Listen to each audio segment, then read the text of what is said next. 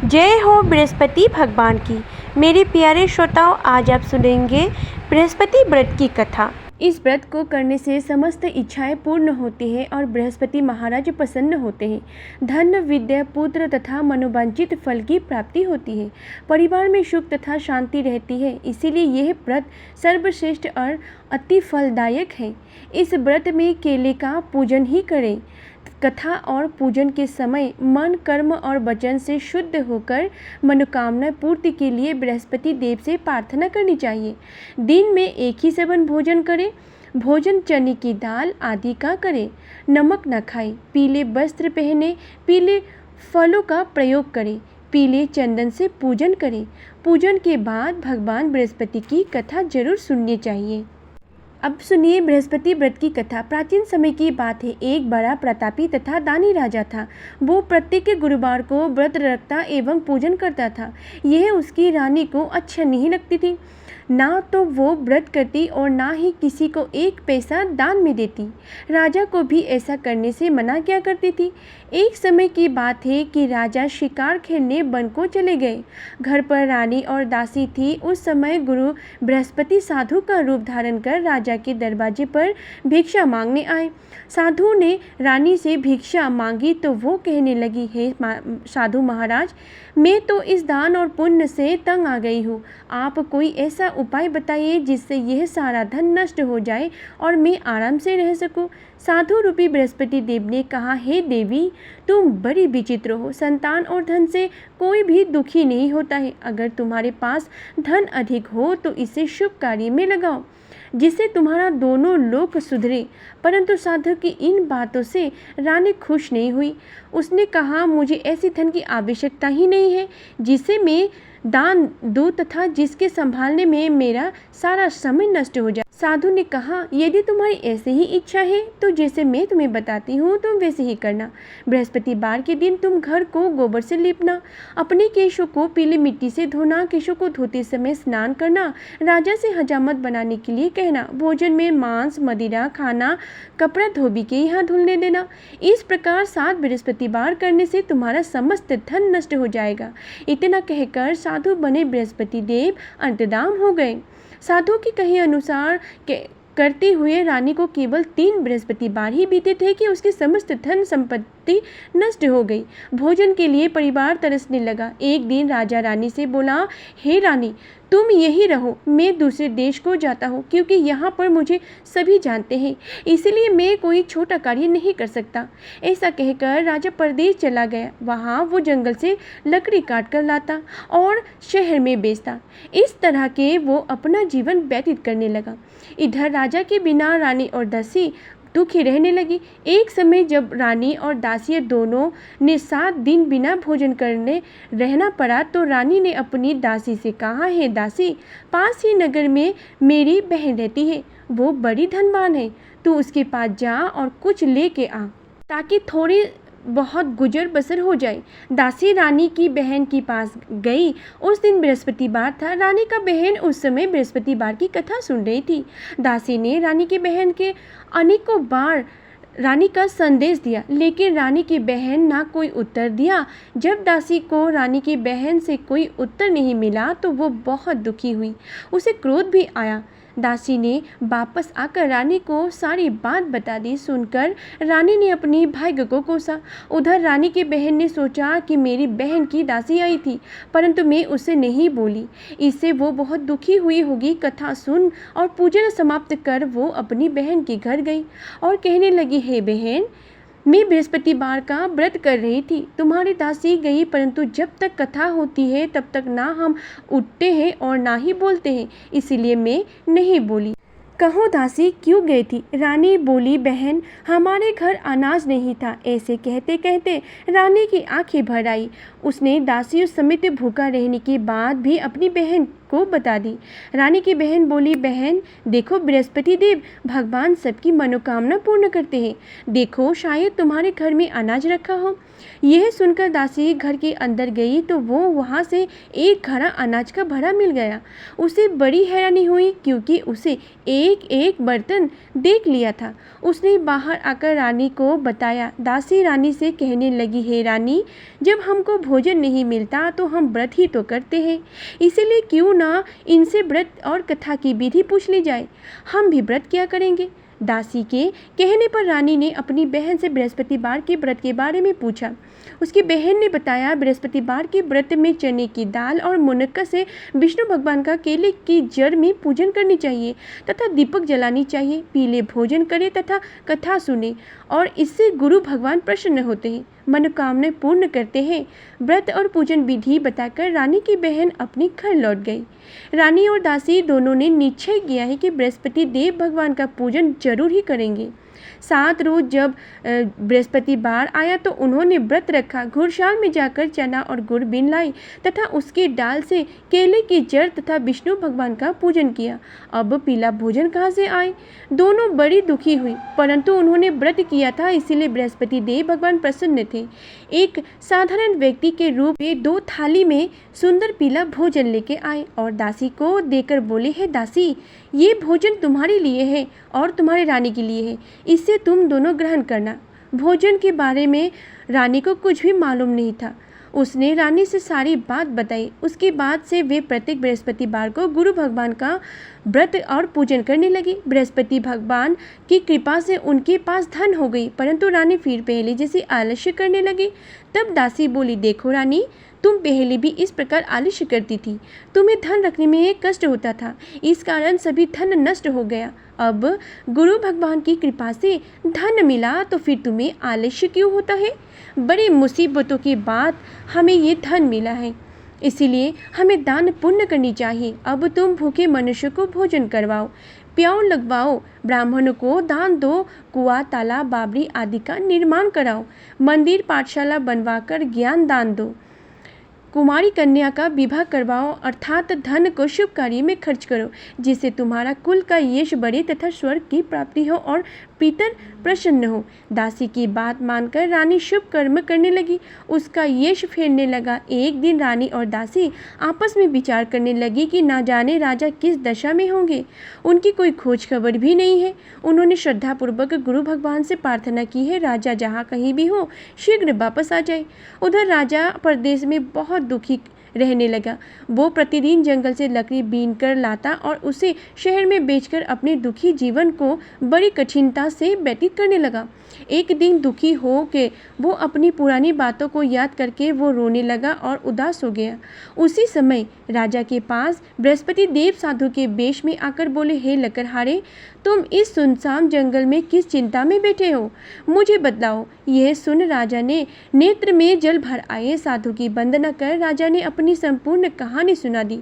महात्मा दयालु होते हैं। वे राजा से बोले, हे राजा, तुम्हारी पत्नी ने बृहस्पति देव के प्रति अपराध किया था, जिसके कारण तुम्हारी यह दशा हुई। अब तुम चिंता मत करो, भगवान तुम्हें पहले से अधिक धन देंगे। देखो, तुम्हारी पत्नी ने बृहस्पतिवार का व्रत प्रारंभ कर दिया है। अब तुम भी बृहस्पतिवार का व्रत करके चने की दाल व गुड़ जल लोटे में डालकर केले का पूजन करो, फिर कथा कहो या सुनो, भगवान तुम्हारी सब मनोकामनाएं पूर्ण करेंगे। साधु की बात सुनकर राजा बोले, हे प्रभु, लकड़ी बेचकर तो इतना भी पैसा नहीं बचता जिससे भोजन के उपरांत कुछ बचा सकूं। मैंने रात्रि में अपनी रानी को बैकुल देखा है, मेरे पास कोई साधन नहीं जिससे उसका समाचार जान सकूं। फिर मैं कौन सी कहानी कहूँ ये भी मुझको मालूम ही नहीं है। साधु ने कहा, हे राजा, मन में बृहस्पति भगवान के पूजन व्रत का निश्चय करो, वे स्वयं ही तुम्हारे लिए कोई राह बना देंगे। बृहस्पतिवार के दिन तुम रोजाना की तरह लकड़ियाँ लेकर शहर में जाना, तुम्हें रोज से दुगना धन मिलेगा, जिससे तुम भली भांति भोजन कर लोगे तथा बृहस्पति देव की पूजा का सामान भी आ जाएगा। जो तुमने बृहस्पतिवार की कहानी के बारे में पूछा वो इस प्रकार है। प्राचीन काल में एक बहुत ही निर्धन ब्राह्मण था, उसके कोई संतान नहीं थी। वो नित्य पूजा पाठ करता, उसकी स्त्री ना स्नान करती और ना ही किसी देवता का पूजन करती। इस कारण ब्राह्मण देवता बहुत ही दुखी रहता था। भगवान की कृपा से ब्राह्मण के यहाँ एक कन्या उत्पन्न हुई। कन्या बड़ी होने लगी। प्रातः स्नान करके वो भगवान विष्णु का जप करती, बृहस्पतिवार का व्रत भी करने लगी। पूजा पाठ समाप्त कर पाठशाला जाती तो अपनी मुट्ठी में जौ भर के ले जाती और पाठशाला के मार्ग में डालती जाती। लौटते समय वही जौ स्वर्ण के हो जाते तो उनके बीनकर घर ले आती। एक दिन वो बालिका सूप में उन सोने को जौ को फटक कर साफ कर रही थी तो तभी उसकी माँ ने देख लिया और कहा कि बेटी, सोने की जौ को फटकने के लिए सोने का सूप भी होता है। दूसरे दिन गुरुवार था। कन्या ने व्रत रख और बृहस्पति देव से सोने के सूप की प्रार्थना की है। बृहस्पति देव ने उसकी प्रार्थना स्वीकार कर ली। रोजाने की तरह वो कन्या जौ फैलाती हुई पाठशाला चली गई।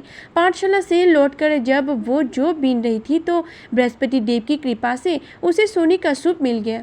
उसे वो घर ले आई और उससे वो जौ साफ करने लगी, परंतु उसकी माँ का वही दंग रह गया। एक दिन की बात है, कन्या सोने की सूप में जब जौ साफ कर रही थी उस समय उस नगर का राजकुमार बाहर से निकला। कन्या के रूप और कार्य को देखकर वो उस पर मोहित हो गया। राजमहल आकर वो भोजन तथा जल त्याग कर उदास होकर लेट गया। राजा को जब राजकुमार द्वारा अन्न जल त्यागने का समाचार ज्ञात हुआ तो अपने मंत्रियों के साथ वो अपनी पुत्र के पास गया और कारण पूछा। राजकुमार ने राजा को उस लड़की के घर का पता भी बता दिया। मंत्री उस लड़की के घर गया। मंत्री ने ब्राह्मण के समक्ष राजा की ओर से निवेदन किया। कुछ दिनों बाद ब्राह्मण की कन्या का विवाह राजकुमार के साथ संपन्न हो गई। कन्या के घर से जाते ही ब्राह्मण के घर में पहले की भांति गरीबी का निवास हो गया। एक दिन दुखी होकर ब्राह्मण अपनी पुत्री से मिलने गए। बेटी ने पिता की आवश्यकता को देखा और अपनी माँ का सारा हाल पूछा। ब्राह्मण ने सभी हाल कह सुनाया।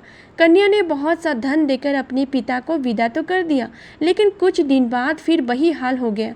ब्राह्मण फिर अपनी कन्या के यहाँ गया और सभी हाल कहते हुए पुत्री को बोली, हे पिताजी, आप माताजी को यहाँ लीवा लाओ, मैं उन्हें वो विधि बता दूंगी जिससे गरीबी दूर हो जाएंगी। ब्राह्मण देवता अपनी स्त्री के साथ लेकर अपनी पुत्री के पास राजमहल पहुँचे तो पुत्री अपनी माँ को समझाने लगी, है माँ, तुम प्रातःकाल स्नान आदि करके विष्णु भगवान का पूजन करो तो सब दरिद्रता दूर हो जाएंगी। परंतु उसकी माँ ने उसकी एक भी बात नहीं मानी। वो प्रातःकाल उठकर अपनी पुत्री की बची हुई जूठन खा लेती थी। एक दिन उसकी पुत्री को बहुत गुस्सा आया। उसने अपनी माँ को एक कोठरी में बंद कर दिया। प्रातः उसे स्नान आदि करा के पूजा पाठ करवाया तो उसकी माँ की बुद्धि ठीक हो गई। इसके बाद वो नियम से पूजा पाठ करने लगी और प्रत्येक बृहस्पतिवार को व्रत करने लगी। इस व्रत के प्रभाव से मृत्यु के बाद भी वो स्वर्ग में गई। वो ब्राह्मण भी सुखपूर्वक इस लोक का सुख भोग कर स्वर्ग को प्राप्त हुआ। इस तरह कहानी कहकर साधु बने देवता वो वहाँ से लोप हो गए। फिर धीरे धीरे समय व्यतीत होने पर फिर बृहस्पतिवार का दिन आया। राजा जंगल से लकड़ी काटकर शहर में बेचने गया। उसे उस दिनों से अधिक धन मिला। राजा ने चना गुड़ आदि लाकर बृहस्पतिवार का व्रत किया। उस दिन से उसके सारे क्लेश दूर हो गए। परंतु जब अगले गुरुवार का दिन आया तो वो बृहस्पतिवार का व्रत ही करना भूल गया। इस कारण बृहस्पति भगवान नाराज हो गए। उस दिन उस नगर के राजा ने विशाल यज्ञ का आयोजन किया था तथा अपने समस्त राज्य में घोषणा करवा दी कि सभी मेरे यहाँ भोजन करने आवे, किसी के घर चूल्हा न जले। इस आज्ञा को जो नहीं मानेगा उसको फांसी की सजा दी जाएगी।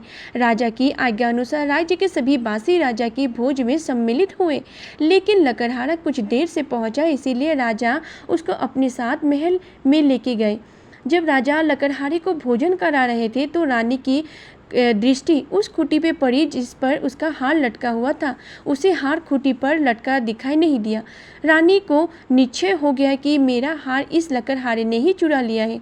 उस समय सैनिक बुलवाकर उसको जेल में डलवा दिया। लकड़हारा जेल में विचार करने लगा कि ना जाने कौन से पूर्व जन्म की कर्म से मुझे यह दुख प्राप्त हुआ है और जंगल में मिले साधु को याद करने लगा। तत्काल बृहस्पति देव साधु के रूप में प्रकट हो गए और कहने लगे, अरे मूर्ख, तूने बृहस्पति देवता की कथा नहीं कही, उसी कारण तुझे ये दुख प्राप्त हुआ है। अब चिंता मत कर। बृहस्पतिवार के दिन जेलखाने के दरवाजे पर तुझे 4 पैसे पड़े मिलेंगे। उनसे तू बृहस्पतिवार की पूजा करना तथा तेरे सभी कष्ट दूर हो जाएंगे। अगले बृहस्पतिवार उसे जेल के द्वार पर 4 पैसे मिले। राजा ने पूजा का सामान मंगवाकर कथा कही और प्रसाद बांटा। उसी रात्रि में बृहस्पति देव ने उस नगर के राजा को स्वप्न में कहा, हे राजा, तूने जिसे जेल में बंद किया है उसे कल छोड़ देना, वो निर्दोष है। राजा प्रातःकाल उठा और खूंटी पर हार टंगा देखकर लकड़हारे को बुलवाकर क्षमा मांगी तथा राज्य के योग्य सुंदर वस्त्र आभूषण भेंट कर दी और उसे विदा किया। गुरुदेव की आज्ञा अनुसार राजा अपनी नगर को चल दिया। राजा जब नगर के निकट पहुंचा तो उसे बड़ी ही आश्चर्य हुई। नगर में पहले से अधिक बाग, तालाब और कुएं तथा बहुत से धर्मशाले, मंदिर आदि बने हुए थे। राजा ने पूछा कि यह किसका बाग और धर्मशाला है। तब नगर के सब लोग कहने लगे कि यह सब रानी और दासी द्वारा बनवाए गए हैं। राजा को आश्चर्य हुआ और गुस्सा भी आया, क्योंकि उसकी अनुपस्थिति में रानी के पास धन कहाँ से आया है। जब रानी ने यह खबर सुनी तो राजा आ रहे हैं तो उसने अपनी दासी को कहा, हे दासी, देख राजा हमको कितनी बुरी हालत में छोड़ गए थे। वो हमारी ऐसी हालत देखकर कहीं लौट ना जाए, इसीलिए तू दरवाजे पर खड़ी हो जा। रानी की आज्ञा अनुसार दासी दरवाजे पर खड़ी हो गई और जब राजा आए तो उन्हें अपने साथ महल में लिवा लाई। तब राजा के क्रोध करने पर अपनी तलवार निकाली और पूछने लगा, बताओ ये धन तुम्हें कैसे प्राप्त हुआ है। तब रानी ने सारी कथा कह सुनाई। राजा ने निश्चय किया कि मैं रोजाना दिन में 3 बार कहानी कहा करूँगा और रोज व्रत किया करूँगा। अब हर समय राजा के दुपट्टे में चने की दाल बंधी रहती है तथा दिन में 3 बार व्रत कहता। एक रोज राजा ने विचार किया कि चलो अपनी बहन के यहाँ हो आवे। इस तरह का निश्चय कर राजा घोड़े पर सवार हो अपनी बहन की यहाँ चल दिया। मार्ग में उसने देखा कि कुछ आदमी एक मुर्दे को लिए जा रहे थे। उन्हें रोककर राजा कहने लगे कि अरे भैया, मेरी बृहस्पतिवार की कथा सुन लो। वे बोले, लो हमारा तो आदमी ही मर गया है, इसको अपनी कथा की पड़ी है। परंतु कुछ आदमी बोले, अच्छा कहो, हम तुम्हारी कथा भी सुनेंगे। राजा ने दाल निकाली और कथा कहने शुरू कर दी। जब कथा आदि हुई तो मुर्दा हिलने लगा और जब कथा समाप्त हुई तो राम राम करके वो मुर्दा खड़ा हो गया। राजा आगे बढ़ा। उसे चलते चलते शाम हो गया। आगे मार्ग में उसे एक किसान खेत में हल चलाता मिला। राजा ने उससे कथा सुनने का आग्रह किया, लेकिन वो नहीं माना। राजा आगे चल पड़ा। राजा की हड्डी ही बेल पछाड़ खाकर गिर गया तथा किसान के पेट में बहुत जोरों से दर्द होने लगा। उसी रात किसान की माँ रोटी लेकर आई। उसने जब देखा तो अपनी पुत्र से सब हाल पूछा। बेटे ने सभी हाल बता दिया। बुढ़िया दौड़ी दौड़ी उस घुड़सवार के पास पहुंची और उससे बोली, मैं तेरी कथा सुनूंगी, तू अपनी कथा मेरी खेत पर ही चलकर कहना। राजा ने लौटकर बुढ़िया के खेत पर जाकर कथा कही, जिसके सुनते ही बैल खड़े हो गए तथा किसान के पेट का दर्द भी बंद हो गया। राजा अपनी बहन के घर पहुंच गया। बहन ने भाई की खूब मेहमानी की। दूसरे रोज प्रातःकाल राजा जागा तो वो देखने लगा कि सब लोग भोजन कर रहे हैं। राजा ने अपनी बहन से सब पूछा, ऐसा कोई मनुष्य है जिसने भोजन नहीं किया हो, जो मेरे बृहस्पतिवार की कथा सुन ले। बहन बोली, हे भैया, यह देश ऐसा ही है। यहाँ लोग पहले भोजन करते हैं, बाद में कोई अन्य कार्य करते हैं। फिर वो एक कुम्हार के घर गए जिसका लड़का बीमार था। उसे मालूम हुआ कि उसके यहाँ 3 दिन से किसी ने भोजन नहीं किया है। रानी ने अपनी भाई की कथा सुनने के लिए तो कुम्हार से कहा। वो तैयार हो गया। राजा ने जाकर बृहस्पतिवार की कथा कही, जिसको सुनकर उसका लड़का ठीक हो गया। अब तो राजा की प्रशंसा होने लगी। एक दिन राजा ने अपनी बहन से कहा, हे बहन, मैं अब अपने घर जाऊंगा, तुम भी तैयार हो जाओ। राजा की बहन ने अपनी सास से अपने भाई के साथ जाने की आज्ञा मांगी। सास बोली, हाँ चली जा, मगर अपने लड़कों को मत ले जाना, क्योंकि तेरे भाई के घर में कोई संतान नहीं होती है। बहन ने अपने भाई से कहा, हे भैया, मैं तो चलूँगी, मगर कोई बालक नहीं जाएगा।